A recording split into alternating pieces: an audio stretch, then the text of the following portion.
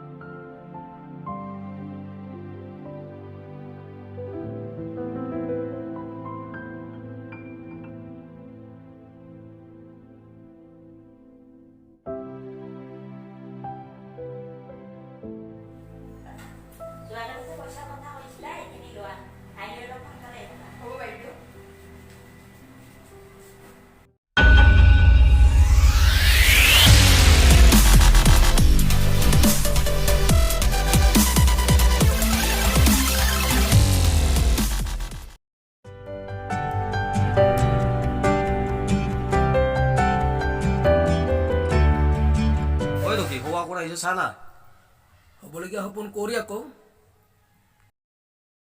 আৰে তাইতো মোৰেই না, আৰু মোৰেই হৈ থাকিব। মোৰ বাদে আন কাৰো হ'ব নোৱাৰে, আৰু মই হ'বলৈও নিদিওঁ।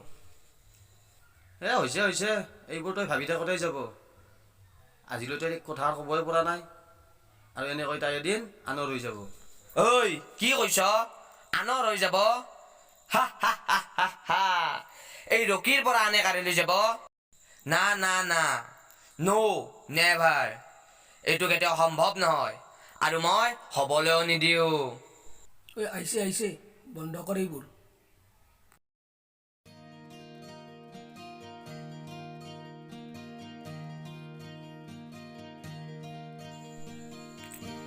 ঐ ইমান জলদি জলদি গৈছে আছে, ৰ'বা না, অলপ কথা আছে তোমাৰ লগত।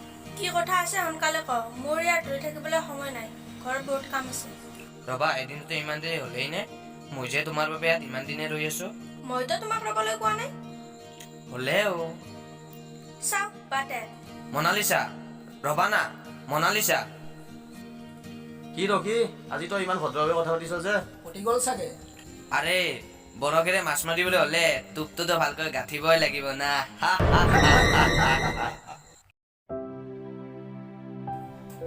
মাজনী এইখিনি ল, তোৰ বোলে কিবা কিতাপ আনিবলগীয়া, সোনকালে গৈ লৈ আহ যা। মা, মই আৰু পঢ়া পাতি বাদ দিম বুলি ভাবিছোঁ। তই আৰু এনেকৈ কিমান কষ্ট কৰি মোৰ পঢ়া পাতিৰ লগতে ঘৰখন চলাবি, সেয়েহে ময়ো কিবা এটা কৰিম বুলি ভাবিছোঁ। তই এইবোৰ চিন্তাই, তই সোনকালে কিতাপখিনি লৈ আহ যা। নহয় মা, তাতে আকৌ আজিকালি কিছুমান অবাধৰ ল'ৰাৰ কাৰণে কলেজলৈ যাব নোৱাৰা হৈছোঁ মা। তই এইবোৰ চিন্তা এৰচোন, তই অকল পঢ়াত মনোযোগ দে। এতিয়া সোনকালে কিতাপখিনি লৈ আহ যা। যা সোনকালে আহিবি।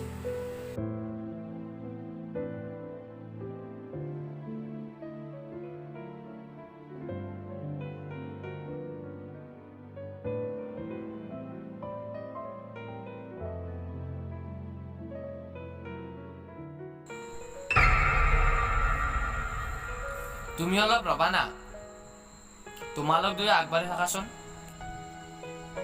যোৱাকালি যে লৰালৰি গুচি গলা, কথাষাৰ কোৱাই নহ'ল নহয়।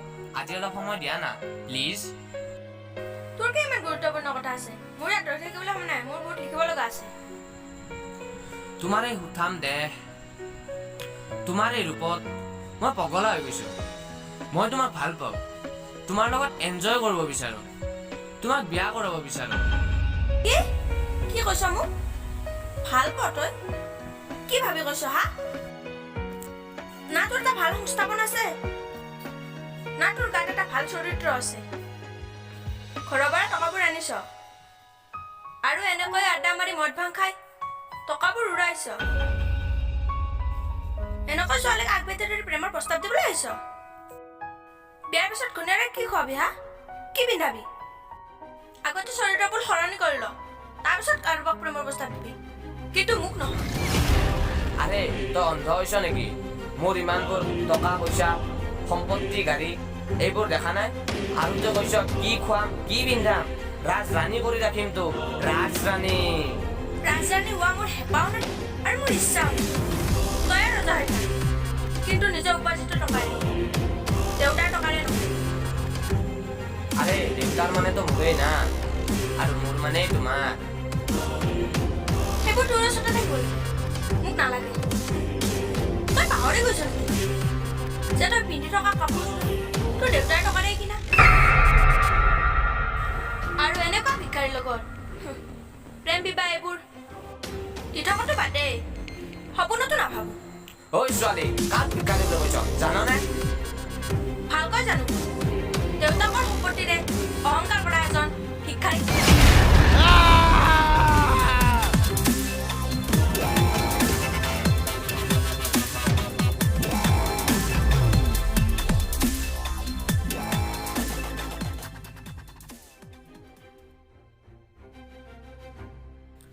ঐ এইবোৰ ৰাস্তাত ছোৱালীৰ লগত কিয় বদনামী হা তোক কিয় লাগে হা গুণ্ডাগিৰি দেখাইছ ঐ ঐ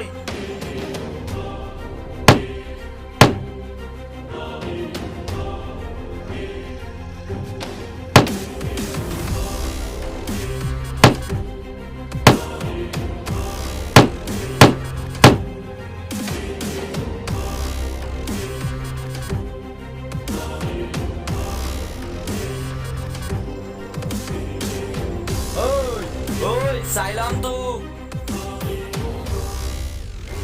আপোনালোকৰ বাবে দুখ পালে নেকি মোৰ বাবে আপুনি কষ্ট কিয় কৰিব লাগে এইবোৰ নাই একো নাই এইবোৰক এনেকুৱা শিক্ষা নিদিলে ইহঁতৰ অভদ্ৰামীবোৰ দিনে দিনে বাঢ়ি গৈ আছে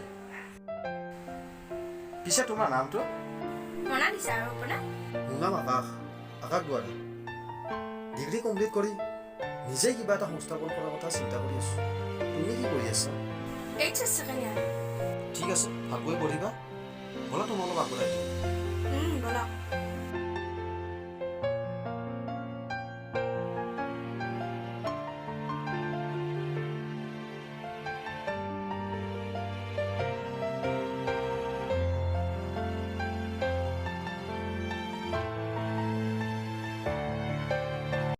আপোনাৰ সহায়ৰ বাবে ধন্যবাদ আপুনি যদি সঠিক সময়ত আহি নাপালেহেঁতেন মোৰ বা কি দুৰ্দশা হ'লহেঁতেন এয়া কোনো ধন্যবাদৰ কথা নহয় ইয়াতো কৰ্তব্য ব'লক আমাৰ ঘৰলৈ যাম নাই আজি নাযাওঁ বেলেগ এদিন আহিম মোৰ এঠাইত যাব লগা আছে আৰু শুনা আপুনি নহয় তুমি বুলি ক'লে হ'ব অ'কে এতিয়া আহিছোঁ বাই বাই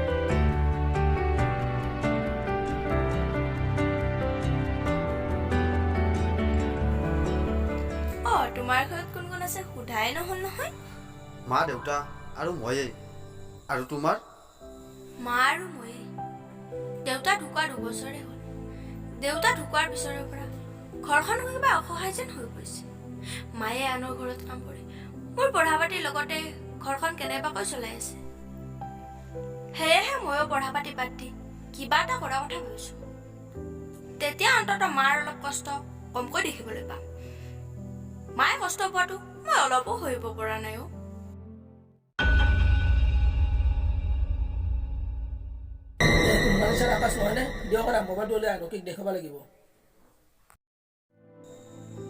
তোমাৰ কথাখিনি শুনি মই খুবেই দুখ পালোঁ আজিৰে পৰা আৰু তুমি অসহায় অনুভৱ নকৰিবা তোমাৰ লগত মই সদায় আছোঁ গতিকে তোমাৰ কিবা প্ৰয়োজন হ'লে মোক জনাবা, মই নিশ্চয় সহায় কৰিম।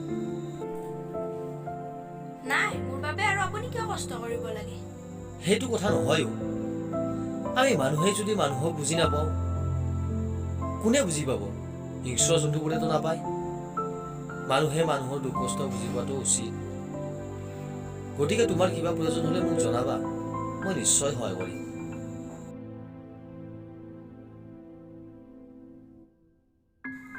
তুমি সঁচাকৈ বহুত ভাল। তোমাৰ অন্তৰখন খুবেই কোমল। তোমাৰ দৰে যদি আৰু 2-4জন থাকিলেহেঁতেন, তেতিয়া অন্তত আমাৰ দৰে দুখীয়া মানুহবোৰ মুখত অকণ হাঁহি এৰিলেহেঁতেন, জীয়াই থকাৰ হেঁপাহ বাঢ়িলেহেঁতেন, আৰু এই সমাজখনৰ উন্নতি হ'লহেঁতেন। বাৰে বাৰে দুখীয়া বুলি কৈ নাথাকিবা, বহুত কষ্ট পাওঁ। ধনৰ দুখীয়া হ'লেও তুমি মনৰ দুখীয়া নহয়ও। আৰু মই তোমাৰ লগত থাকিলে সেইবোৰ কথা কেতিয়াও মনলৈ নানিবা। তুমি বহুত বুজি পোৱা। এতিয়া আমি ঘৰলৈ যাওঁ, মায়ে তোমালৈ বাট চাই থাকিব নহয়।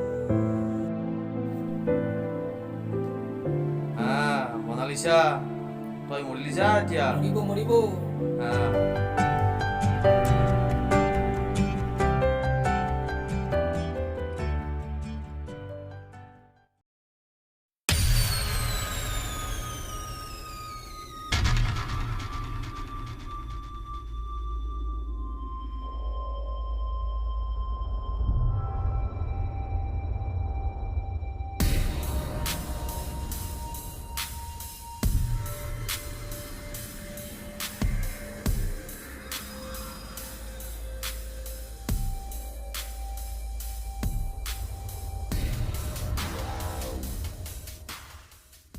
পিছে ৰকি, মনালিছাৰ কথা কি ভাবিছ তই এতিয়া?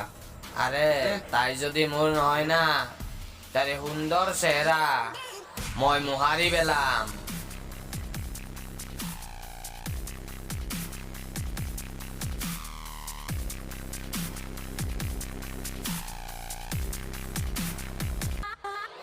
ঐ ৰকি, আজি মনালিছাৰ আগৰ লগত পাৰ্কত দেখিলোঁ নহয়।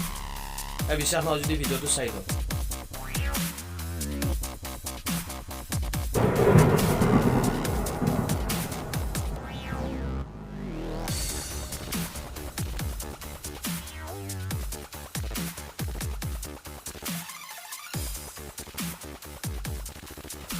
মনালিছা!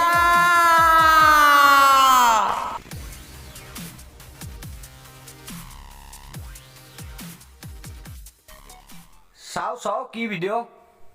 তইও চাবি নেকি? এয়া চাই ল।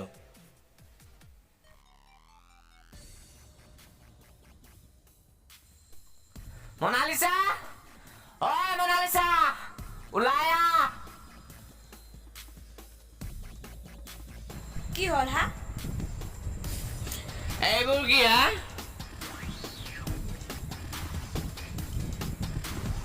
মই তোৰ বাবে পগলা হৈ আছো আৰু তই পাৰ্কত গৈ মস্তি মাৰি আছ। তোক সুধি যাব লাগিছিল নেকি? তোক শেষবাৰৰ বাবে সুধিছো, মোক ভাল পাবিনে নাপাৱ? সিদিনা যে কৈছিলো, নুশুনিলি নেকি? আৰু মই যদি কাৰোবাক ভাল পাব লগা হয়, তেন্তে সেই ল'ৰাজনকে পাম আৰু তাৰ লগতে বিয়া হ'ম। তাক ভাল পাবি হা? তাৰ লগত বিয়া হবি? সপোন দেখিছ তই? তোৰে সপোন মই দিঠক হ'বলৈ নিদিও। মানে তোৰে সপোন এই মুহূৰ্ততে মই ভাঙি চুৰমাৰ কৰি পেলাম।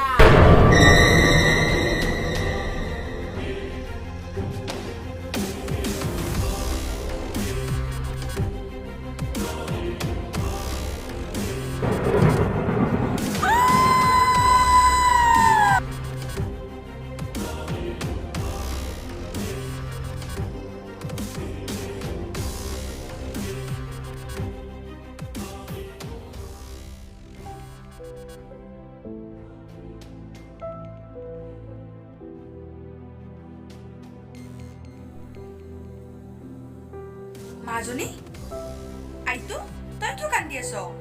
কি হৈছে তোৰ? মা মোৰ জীৱনটো ধ্বংস কৰি পেলালে অ'।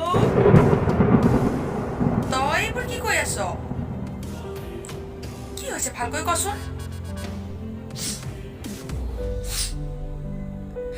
অ মা, মই সঁচাকৈ কৈছো, সদায় কলেজলৈ অহা যোৱা কৰোঁতে এজন অভদ্ৰ ল'ৰাই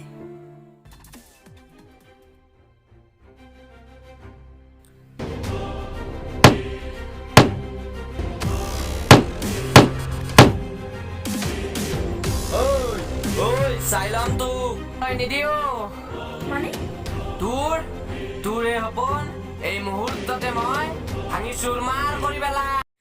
আৰু আজি তই নোৱাৰ যুগ লৈ মই সকলো শুনিলোঁ। আকাশ, এতিয়া আমি এনেকৈ চকু পানী টুকি হাত সাৱটি বহি থাকিলে নহ'ব। আমি এতিয়াই গৈ পুলিচ থানাত এখন এজাহাৰ দিব লাগিব। কিন্তু বপ্পা, আমাৰ দৰে দুখীয়া মানুহবোৰৰ বাবে যেন এইবোৰ সম্ভৱ? কোনেনো আমাৰ বাবে দৌৰিব? কিয় সম্ভৱ নহ'ব? আমি আগবাঢ়ি গ'লে প্ৰশাসনে আমাক নিশ্চয় সহায় কৰিব, আৰু আমি আগবাঢ়ি গ'লেহে প্ৰশাসনে আমাক সহায় কৰাৰ সুবিধাকণ পাব। কিন্তু তুমি কোনো কিন্তু নাই। এতিয়াই ওলাই আহা, আমি পুলিচ থানালৈ যাব লাগিব। আৰু এনেকৈয়ে ধৰ্ষণকাৰীজনৰ ওপৰত এখন এজাহাৰ দিয়া তাৰপিছত মনালিছা কলেজৰ পৰা অহা যোৱা কৰিছিল। তাইৰ জীৱনত ঘটি যোৱা ঘটনাটোৰ বাবে কিছুমান অসাধু লোকে তাইক অশ্লীল ব্যৱহাৰ কৰিবলৈ গ'লে বান্ধৱীবোৰেও তাইক লগ নিদিয়া হ'ল। তাই উপায়বিহীন হৈ পাই তাৰপিছত কি হ'ল?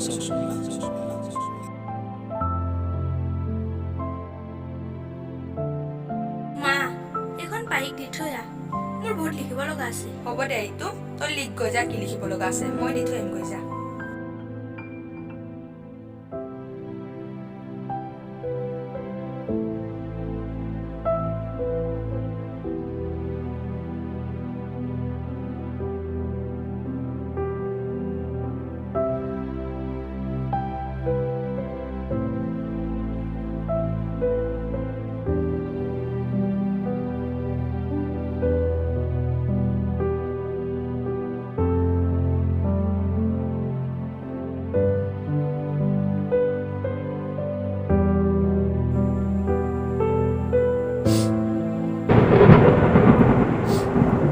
মা, মই আৰু সহ্য কৰিব নোৱাৰো। মা,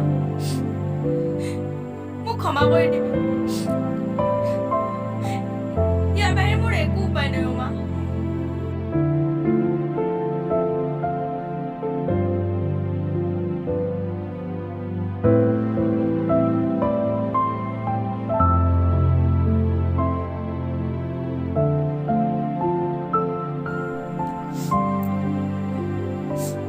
নাই নাই, এনেকৈ থাকিলে মায়ে পাব। মনালিছা, ইয়াত তুমি কি কৰিবলৈ লৈছা? পাগল হৈছা নেকি তুমি? মই পাগল হৈছো। এনেকৈ আৰু অপবিত্ৰ দেহটোলৈ মই জীয়াই থাকিব নোৱাৰো। ইয়াৰ বাহিৰে মোৰ একো উপায় নাই। কোনে ক'লে তোমাক অপবিত্ৰ বুলি? মইতো কোৱা নাই। তুমি জীয়াই থাকিব লাগিব। কেনেকৈ জীয়াই থাকো? কি আশা লৈ? মোৰ দৰে ধৰ্ষিতা এজনী কোনে আদৰি ল'ব? কোনে বুজিব মোৰ এই চকুৰ পানী মূল্য? মই শিকাম তোমাক জীয়াই থাকিবলৈ। তোমাৰ হেৰাই যোৱা হাঁহিবোৰ মই ঘূৰাই আনিম তোমাৰ এটি নতুন জীৱন। মই তোমাক বহুত ভাল পাওঁ মনালিছা। মই তোমাক বিয়া কৰাম। কি কি কৈছ? তুমি মোক ভাল পোৱা? তুমি মোক বিয়া কৰাবা? মই তোমাক বিয়া কৰাম। প্ৰয়োজন হ'লে এতিয়াই, এই মুহূৰ্ততে। আৰু এই সমাজখনক বুজাই দিম যে এজনী নাৰী জীৱনত কিমান মূল্য। আকাশ, তুমি পাহৰি গৈছা নেকি? মই যে এজনী ধৰ্ষিতা। মোৰ জীৱনৰ কোনো মূল্য নাই। বহুত মূল্য আছে। আগতে তোমাৰ যিমান মূল্য আছিলে, এতিয়াৰে পৰা আৰু দুগুণে বাঢ়িহে গ'ল। বাৰে বাৰে ধৰ্ষিতা বুলি কৈ মোক দুখ নিদিবা। তুমি ধৰ্ষিতা নহয়ো, তুমি লখিমী। এতিয়া চকু পানীবোৰ মোচা আৰু এটি নতুন জীৱনৰ নতুন হাঁহি দিয়া। দিয়া, এবাৰ হাঁহি দিয়া। উৰি উৰি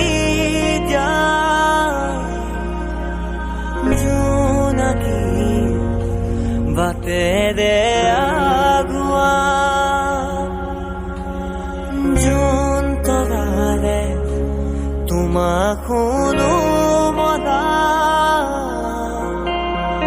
আকাশ মায়াৰে নিচুকা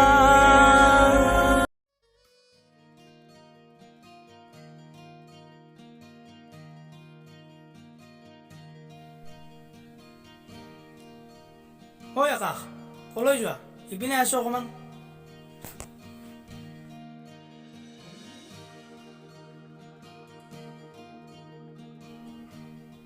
আকাশ তই যে এইবোৰ ভাবিছ কথাটো জানো ভাল হ'ব মই ঠিকেই ভাবিছোঁ এজনী ছোৱালী ধৰ্ষিত হ'ল বুলিয়েই জানো তাইৰ জীৱনটো এনেকৈ মৰৈ যাব দিব পাৰি তাইক আমি এটি নতুন হাঁহি দিব লাগিব তাইক এটি নতুন জীৱন দিব লাগিব তাইক জীয়াই থাকিবলৈ শিকাব লাগিব তই ঠিকে কৈছা তোৰ দৰে ল'ৰা এই সমাজত 2-4জন থাকিলেহেঁতেন তেতিয়াহ'লে এনেকুৱা ঘটনা ঘটিব নাপালেহেঁতেন তাকেইও কেতিয়া যে সমাজখন সচেতন হ'ব ল'ৰাবোৰে কেতিয়া যে ছোৱালীৰ জীৱনৰ মূল্য বুজি পাব যেতিয়া ল'ৰাবোৰে ছোৱালীবিলাক নিজৰ ভৰিৰ দৰে ভাবিবলৈ ল'ব আকাশ কিন্তু তোৰ ঘৰত জানো এইবিলাক কথা সহজতে মানি ল'ব ল'ব নিশ্চয় ল'ব মই যদি মা দেউতাক ভালদৰে বুজাই কওঁ তেতিয়াহ'লে নিশ্চয় বুজি পাব আৰু মা দেউতাই যদি নিজৰ ছোৱালীজনীৰ লগত কথাটো ৰিজাই চায় তেতিয়াহ'লে নিশ্চয় বুজি পাব ব'ল এতিয়া ঘৰলৈ যাওঁ মোৰ এটা কাম আছে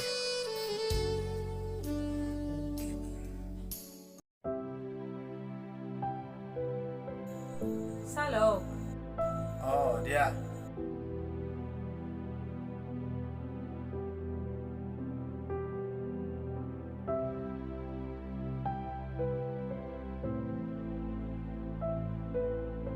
আৰে তোৰা যে আকৌ কি হ'ল মনটো মাৰি আছা যে মানে দেউতা মোৰ অলপ তোমালোকৰ লগত ইম্পৰ্টেণ্ট কথা আছিল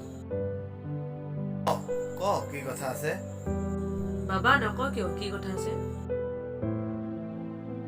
মানে মই মনালিছাক বিয়া পাতিব বিচাৰোঁ বাবা তই এইবোৰ কি কৈছ তই বগলৈ আহিছ নেকি অঁ মা মই ইতিমধ্যে তাইক প্ৰস্তাৱ দি থৈ আহিছোঁ তই নাজানো নেকি কেইদিনমান আগতে সেইজনী ছোৱালীত কি ঘটনা ঘটিছিল তই নাজানো নেকি তাই যে এজনী ধৰ্ষিতা ছোৱালী জানো মা সকলো জানো তেতিয়াহ'লে তই এয়া কি কৰিব লাগিছ এজনী ধৰ্ষিতা ছোৱালীক তই আমাৰ ঘৰৰ বোৱাৰী কৰি আনিব খুজিছ সমাজে আমাক কি ক'ব তই নাজানো নেকি এই সমাজত যে দেউতাৰ এটা ভাল নাম আছে চোৱা মা সমাজৰ কথা কৈছ যে তাইক ধৰ্ষণ কৰাজনো কিন্তু এই সমাজখনৰেই এজন সেইজনে যদি ধৰ্ষণৰ দৰে এটা জঘন্য অপৰাধ কৰি মুক্ত মনে ঘূৰি ফুৰিব পাৰে ইচ্ছামতে জীৱন জীয়াব পাৰে তাই কিয় নোৱাৰে তাইতো কোনো অপৰাধী নহয় তই ঠিকে কৈছ কিন্তু চা বাবা আমি ভবা মতে সকলো কথা সহজ নহয় সমাজে আমাক নিন্দা কৰিব বৰ্তমান সময়ত আনৰ কথা চিন্তা কৰা বাদ দে তই নিজৰ কথা ভাব সেইজনীৰ লগত তই কেতিয়াও সুখী হ'ব নোৱাৰ বাবা মা তোমালোকে কেনেকৈ ইমান স্বাৰ্থপৰ হ'ব পাৰিলা আজি মনালিছাৰ ঠাইত যদি তোমালোকৰ ছোৱালী তাত মৰিলেও কেনেকুৱা হ'লহেঁতেন বাবা তোমালোকে কি সিদ্ধান্ত ল'লাহেঁতেন কাক দুখিলাহেঁতেন তেতিয়া নিজৰ ছোৱালীজনীৰ এনেকুৱা দুৰ্দশা চাই থাকিব পাৰিলাহেঁতেন কোৱা দেউতা পাৰিলাহেঁতেন নিজৰ ছোৱালীজনীক দলিয়াই দিবলৈ বাবা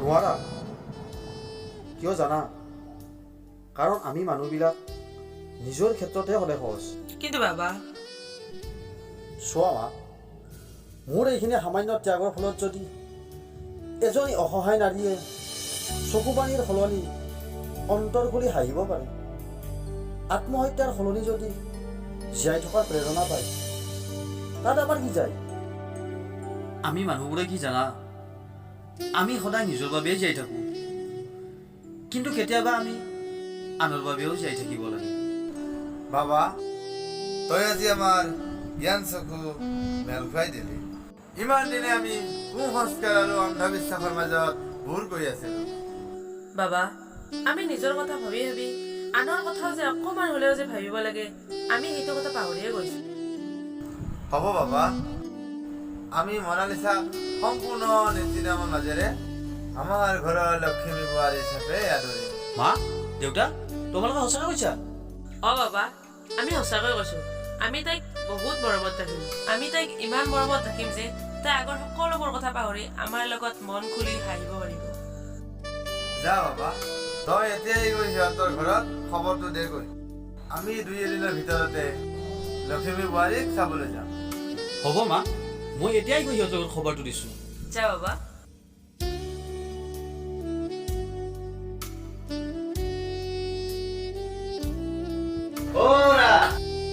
কি চাই আছা হে? এতিয়া লখিমী বোৱাৰী আদৰাৰে কথা।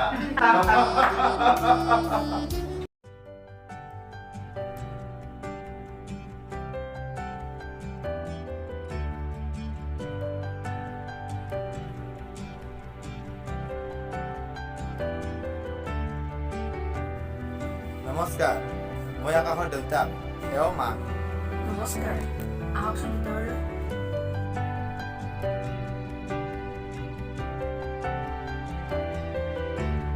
বহকচোন, বহক।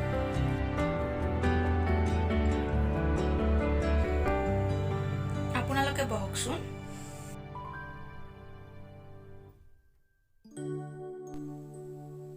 এইখিনি লওকচোন। এইবোৰ আকৌ কিয় আনিব লাগে? কওকচোন, আপোনালোকে কি উদ্দেশ্য লৈ আহিলে বা? ইতিমধ্যে আপোনাক আকাশে চাগে কথাষাৰ কৈছেই। তথাপিও আমি এবাৰ কৈ দিয়াই ভাল নেকি? হয় হয়। নে কি কোৱা? আমি আপোনাৰ ছোৱালী মনালিছাক আমাৰ ঘৰৰ বোৱাৰী কৰিব বিচাৰোঁ। ইয়াত আপোনাৰ কিবা আপত্তি আছে নেকি?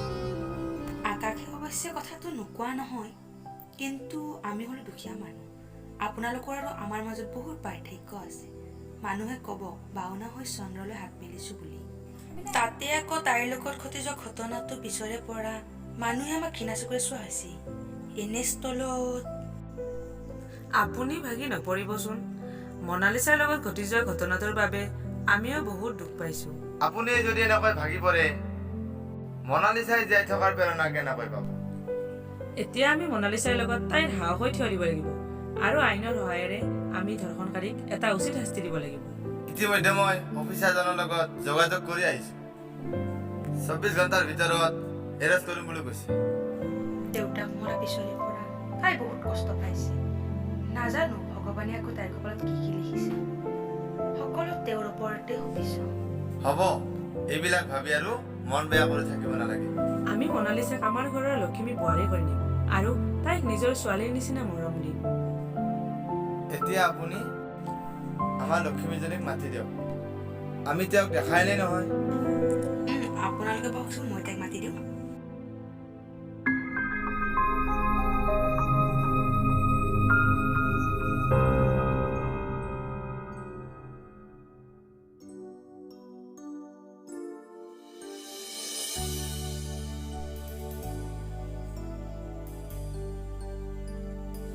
নমস্কাৰ।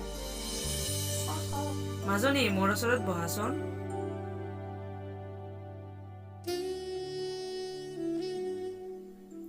এইফালে চাওঁ মাজনী, অকণমান মিঠাই খুৱাই দিওঁ।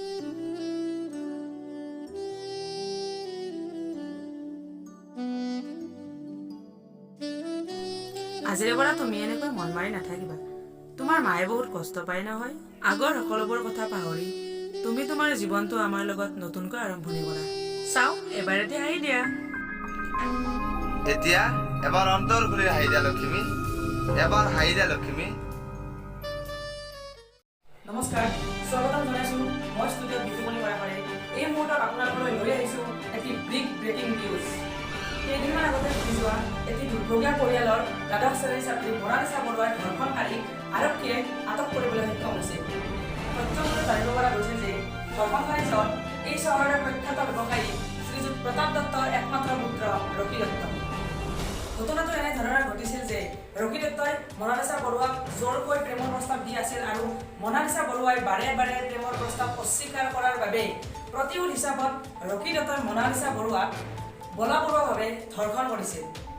এতিয়া মনালিছাৰ পৰিয়ালৰ লগতে স্থানীয় ৰাইজে আদালতত ধৰ্ষণকাৰীৰ বিৰুদ্ধে ফাঁচীৰ দাবী উত্থাপন কৰিছে। ধৰ্ষণকাৰীৰ ওপৰত আদালতে কি ৰায় দিয়ে সেয়া পৰৱৰ্তী সময়তে লক্ষণীয় হ'ব।